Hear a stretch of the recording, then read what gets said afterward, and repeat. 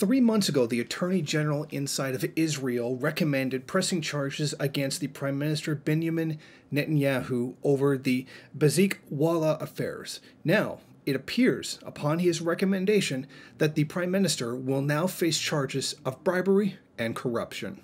Here's the gist of what he's being charged with. Netanyahu and his wife accepted bribes from Shaul Elovich, who owns Israel's largest telecom firm, Bezek. Allegedly, he fired Communications Ministry Director Avi Berger and hired ex-campaign manager Shlomo Filber to give special treatment to Elovich and his companies, including the Wallah News Service website.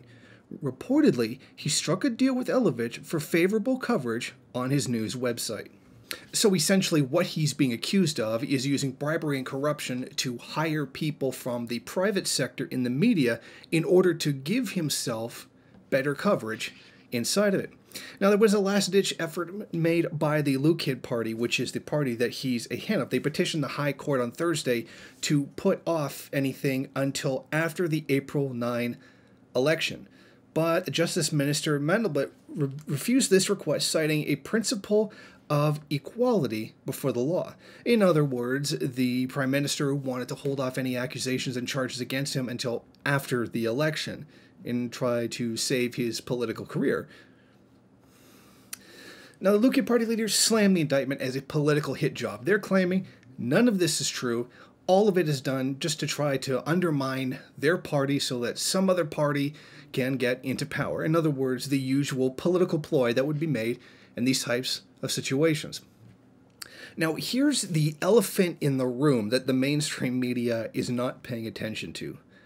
So you're telling me Benjamin Netanyahu can take a bribe, and that's crossing the line. Let's ignore all of the Palestinians that have been murdered because of this guy. The orders that he has made to begin constructing new Israeli settlements that are in violation of international law, none of that goes too far.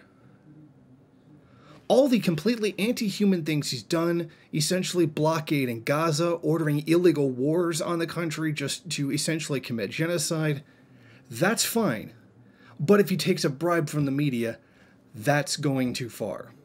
Which I think is really odd, considering that much of the mainstream media in the West is essentially in their pocket anyway. They will report on Israel as a clash in Gaza rather than Israel rolled in and murdered 15 unarmed civilians.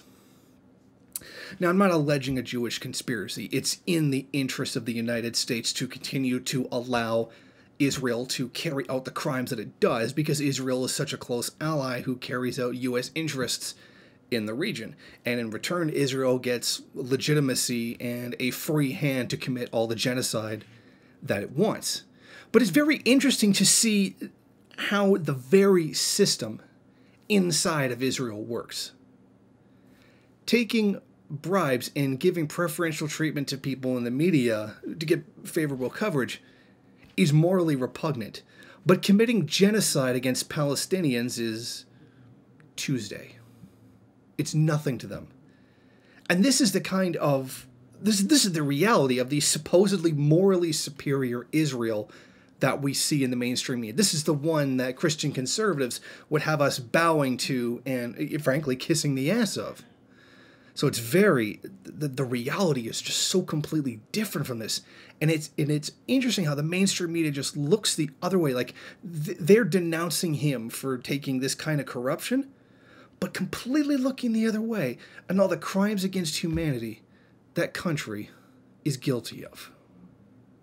Thank you for watching. If you like this program, then please head over to my Patreon page and set up a monthly donation. It's your donations that keep this program running. Also, if you would like, please rate, comment, subscribe, and share in various social media.